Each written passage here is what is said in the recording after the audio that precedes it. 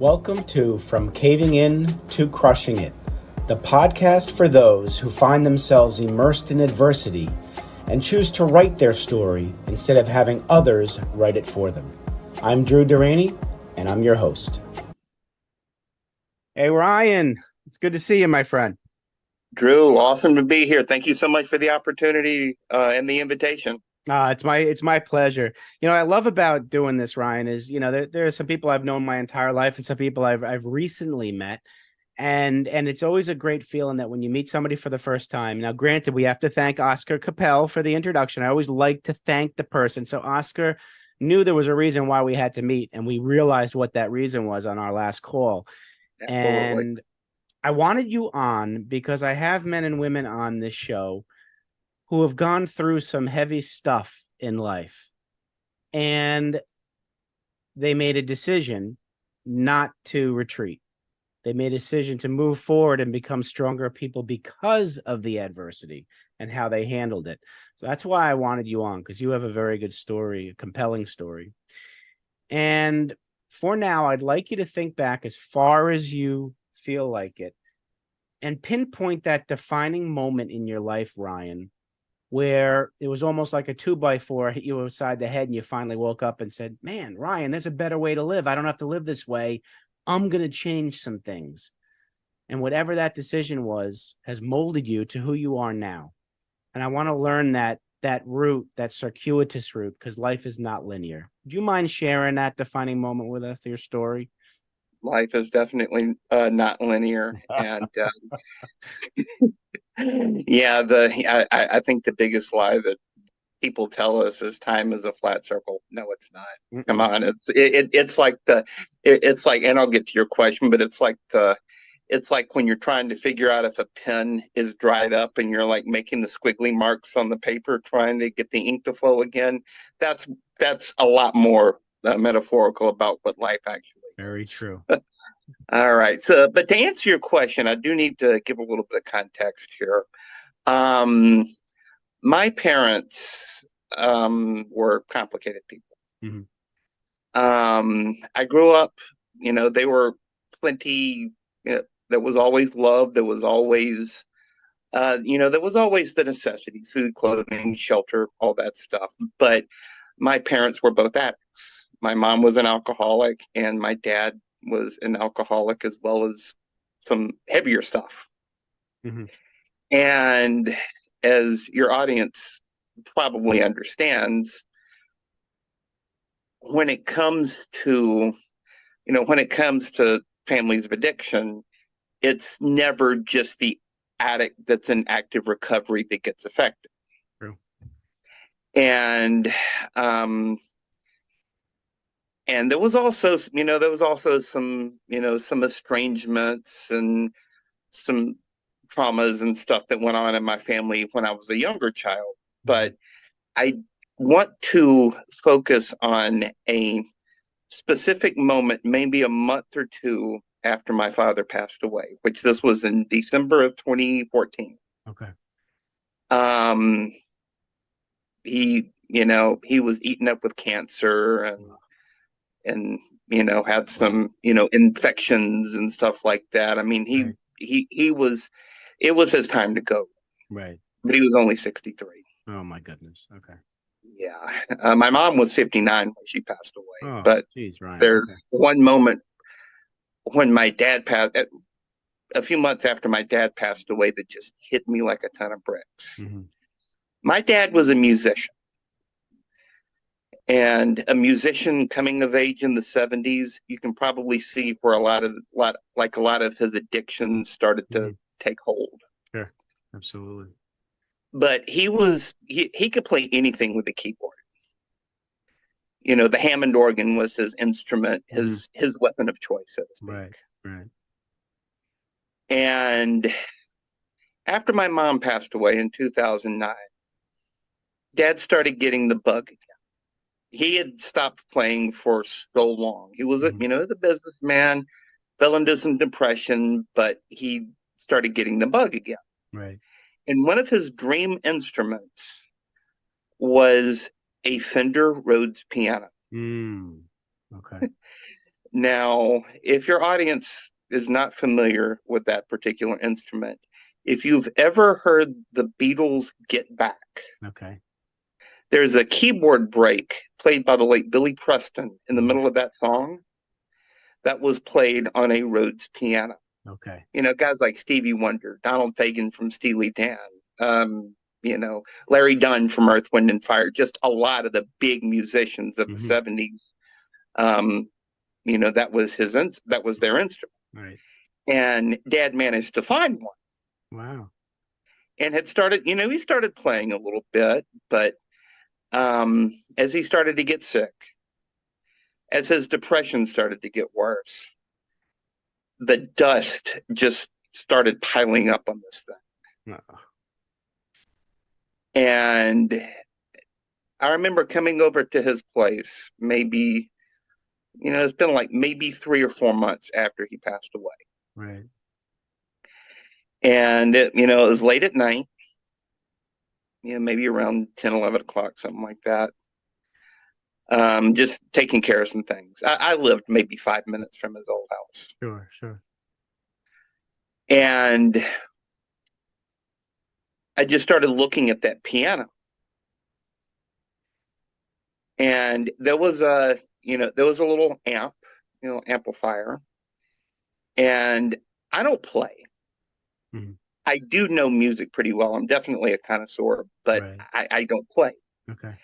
And I plugged in the piano and I found like one of those Swiffer dusting cloths, Yeah. Yep. Yep. and I cleaned it up Okay. and I started plinking out a few notes. Oh boy.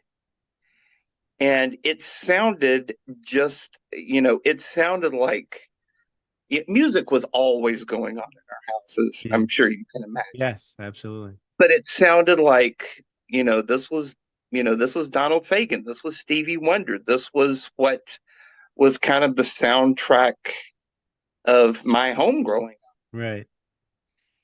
And I don't know if it was a conscious decision in that moment,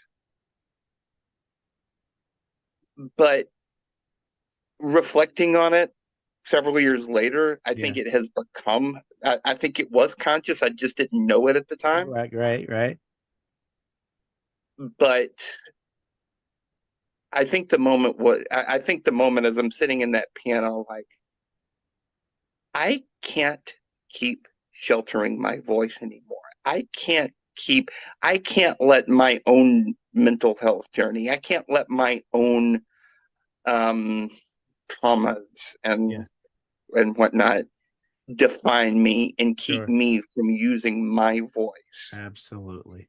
And every time I think about my story and my own traumas and my own journey, I flash back to that piano every time. And that, I think, was the moment when I just realized I can't keep doing this anymore. Wow. And then I got into therapy and life coaching. And, several years later, here I am on your podcast. Wow. It is amazing how a moment like that, because when you went to go to your dad's home to do what you needed to do, you probably weren't thinking about what was supposed to happen. We always think about what was supposed to happen. Nothing is supposed to happen. Things happen because they happen, and we either embrace them or we resist them. And you embraced that moment, and it changed you. You allowed it to change you, and I think you were ready for that change, Ryan. And so tell me, after you broke through, and I see this as a breakthrough, and started to use your voice, tell me how you shared your voice. How I shared my voice in the beginning Yeah. was through my books. Okay. Now, at this time, um, I may have, yeah, I actually do have a copy of it. At this time, I was working on my first book, And it was which is called called It's called Written in the Stone. Written in the Stone. Okay. Yeah, Written in the Stone. The cover is totally different than what you would find on Amazon right now, Oh, okay. but when I was when I was working on that book, like, how do I want to say this? Like when I was in process Mm-hmm. on writing that book,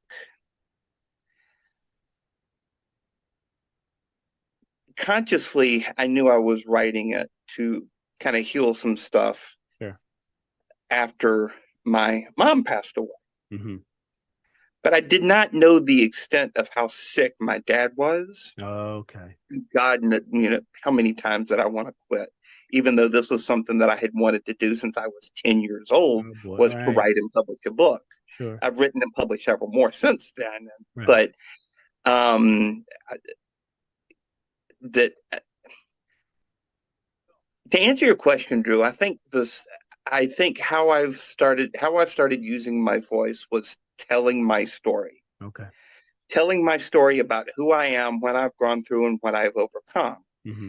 Now, yes, Written in the Stone is a work of fiction. Let's Okay. not get that twisted. Got it.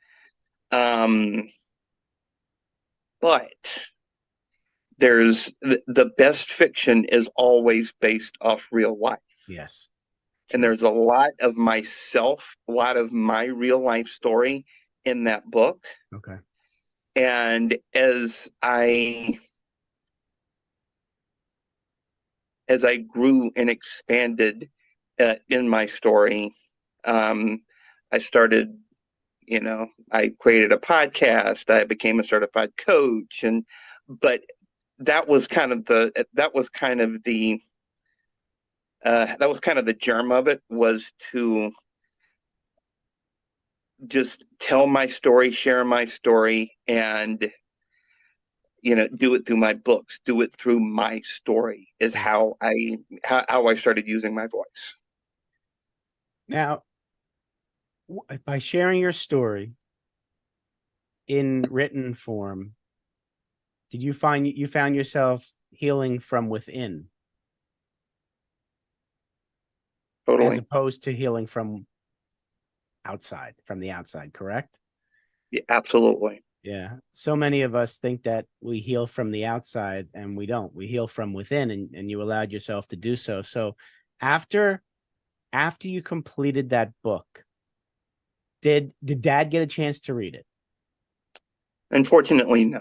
No. Um, this book, Written in the Stone, came out the following July, Okay. July of 2015.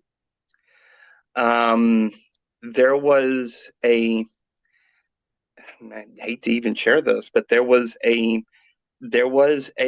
first draft of that manuscript sitting on his desk when he passed away. Oh, I don't think he ever read oh, Ryan. Okay. All right. Well, sure he knows about it now, it. Yeah. right? He's read it now and he's proud of you. Um, so tell me, after that book was out and you started sharing your voice, um, tell me how it started to multiply and you started to do it more, and where you are now, and how that moment of sitting at that piano, is that piano still around? We don't own it anymore, Okay. but yes, the piano is still around. My family doesn't own it anymore, but yeah, Okay. no, the But at piano is least definitely still around. somebody's enjoying it right now. After Yeah. that moment, where is it taking you now? Tell us what you're doing now and what's transpired since the book Written in the Stone has come out. Well, there's kind of two paths on this. The first path is that um, this was during 2014, even before my dad got sick, even as sick as I really understood. Um, he, he, um, I had started working with a life coach at that time, Right.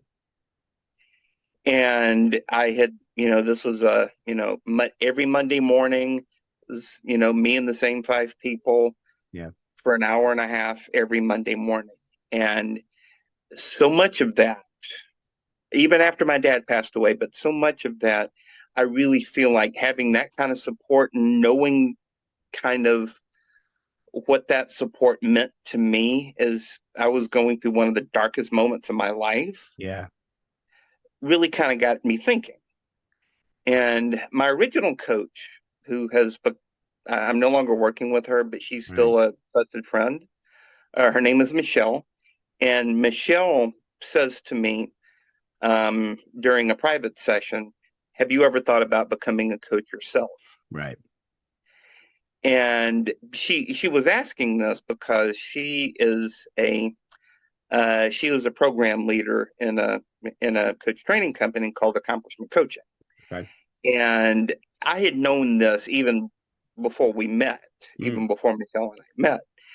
And I was just thinking, well, how can I be a coach when I'm so terribly broken? A fair question to And ask yourself. no, totally. Yep. But when Michelle was a student in this course, the first session was maybe 2 or 3 months after her own mother passed away. Okay. Wow. So, um, so one of the lowest moments of her life. Of course. Um, so there's the kind of that symbiotic relationship, and I thought about this for maybe a month or so after we had this initial conversation, and I ended up signing up for this. Now, I was living in Alabama at the time, Okay. and the actual location of the course was in New York City. Oh. So I was traveling back and forth once a month. Mm. Wow. Yeah. Um, That's this was dedication. this was also before I moved up here. Oh, okay. All right. Um, but I just really fell in love with just the idea of being able to be that support for somebody Sure. to help uncover um to help them uncover their truth, to help them uncover their story, Yeah. because that's a lot of what this work is. And I'm Yeah. sure working with your own private clients is Yeah. that a lot of times helping them to see the own rubble of their own story that's in the way can help them find the results they're really looking for. Absolutely. We all have our blind spots and we really don't know where they are. That's why they call it Absolutely. blind, right? Yep. They don't call them blind spots for nothing. Exactly. And then so I've been in private practice ever since then. Right. Um, Now flashing forward a few years, um, I met this woman named Elizabeth, Hmm. who she and I have never met in person. Right. Our entire relationship has been on Zoom, but she um she is also a graduate of this program Okay. and has been publishing books for for several years. She has a Right. self-publishing business as well. Sure. And I appeared in a collaborative book that she led called The Great Pause. Now, The Great Pause was a collection of stories. This was published around this time in September, Okay. like late September in 2020. Okay. Wow. And it was stories of what we've had to do to overcome adversity through the pandemic Sure. that shall go unnamed. But um but like I said, I contributed a chapter to this book, Hmm. and we've and through subsequent conversations, she sort of led me to kind of realize I really have a passion for helping people tell their story, helping Mm. people Okay. tell their um find their voice and Right. tell their story. And I have a building business in self-publishing books. Right. I have two of my own titles, and I've got 3 commission titles so far. I'm Oh, working on my wow. 4th.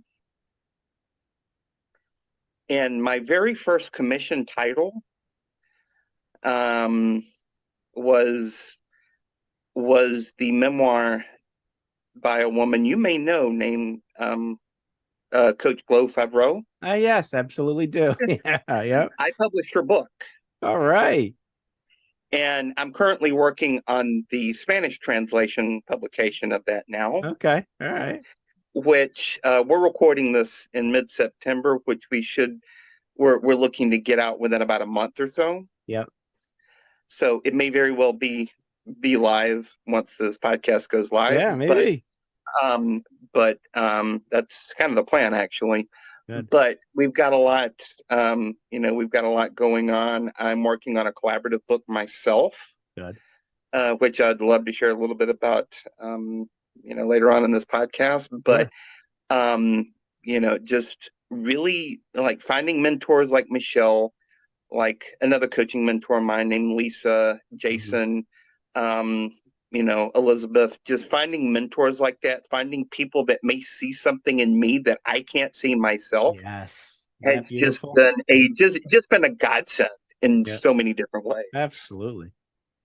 I find it interesting too that um you're initially I thought you were going to start sharing your story and voice through music, and you went the different route with book. And I just think it's fascinating because there are so many different ways we can tell our story, whether it's body language, whether it's the spoken word, the written word, through music, through books. And you found your passion and you're carrying it forward to also work with others who have the same passion. I think that's absolutely phenomenal. Tell us about the collaborative book that you're working on now, Right. and anything else you want to share before I get to my last 2 questions, which I'm so looking forward to asking you. Oh, and I've got an answer for that. Yeah, All you right. you you spoiled the question before we recorded this. Yep, But absolutely.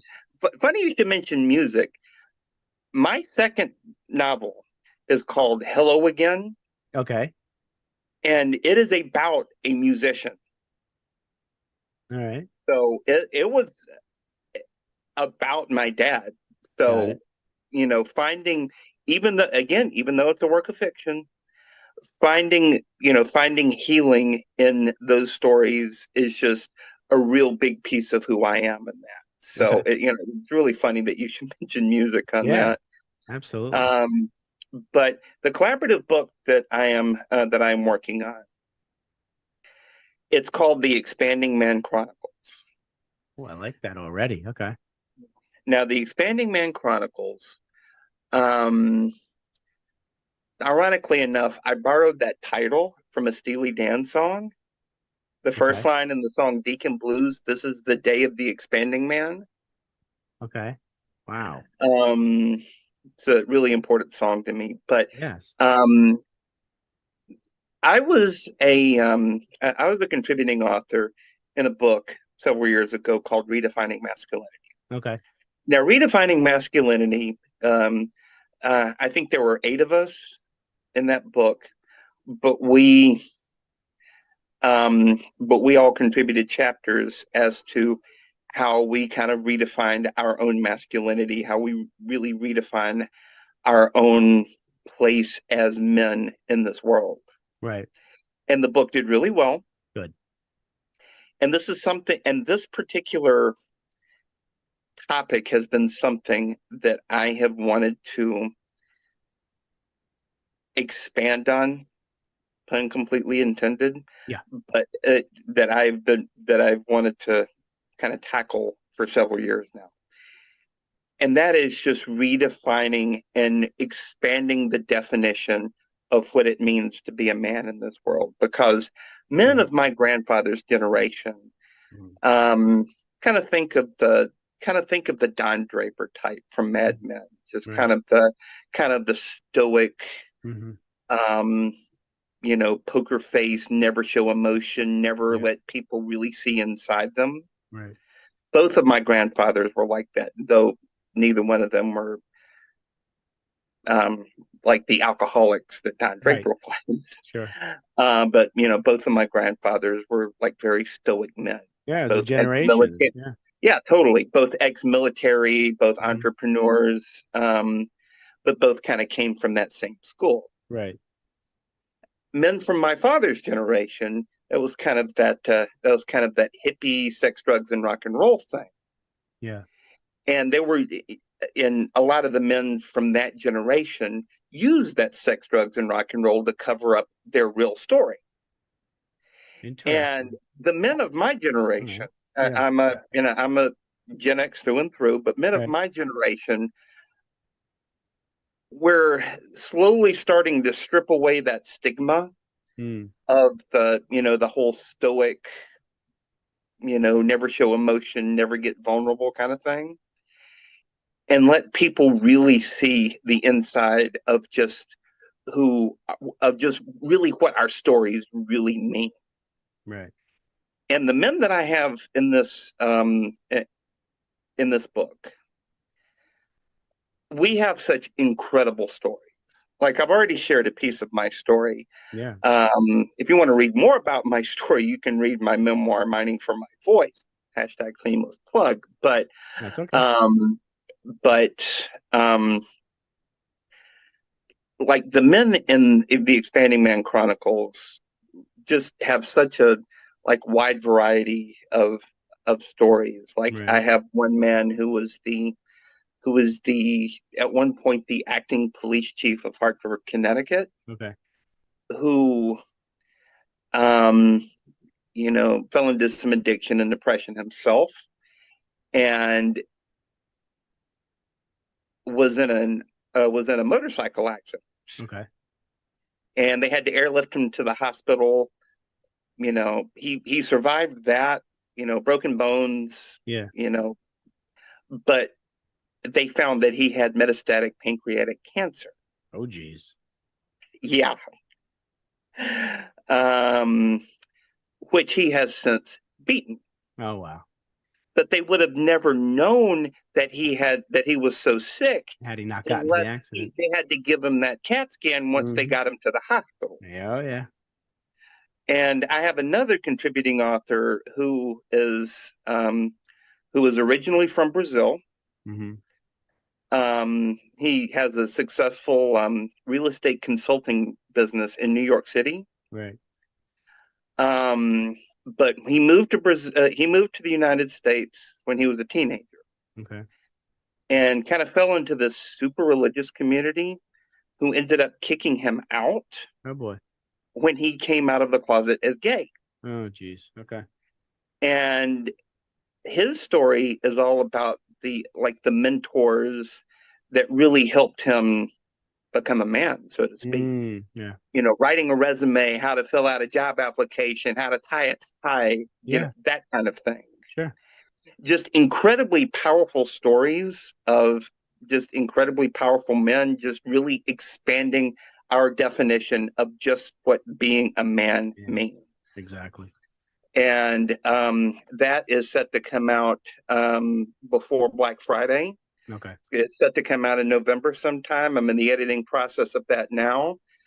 Um, and I cannot wait to share that with y'all. So, That. the Expanding Man Yeah. Chronicles. That's exciting, Ryan. And it's interesting what you're talking about, the generation of your grandparents and your grandfathers, your father, you. And I believe, and let me know what you think about this, that there's a balance that we're striving for as men, because we know that we have male and female energy and traits in us. And I think the balance between those two is where we're going to find ourselves, because we can be strong and have a lot of that stoicism piece, and we can also be compassionate and empathic and have a lot of that. And it's a matter of balancing that out, and knowing and learning and consciously being aware of when to apply which end of that to what circumstance. And I know we can do it. I think awareness is the first piece. Aware that we have both inside of us, and then the knowledge of how to utilize both to our benefit. What do you think about that? Couldn't agree more. Could not agree more because yes, you can still have the, we can still be strong. We can still be passionate. We can still be, we can still have a little bit of stoicism in us. Mm-hmm. Even I do, as open and as transparent as I am about my story. Mm-hmm. But there's also the place of just getting down and playing with your kids, just Mm-hmm.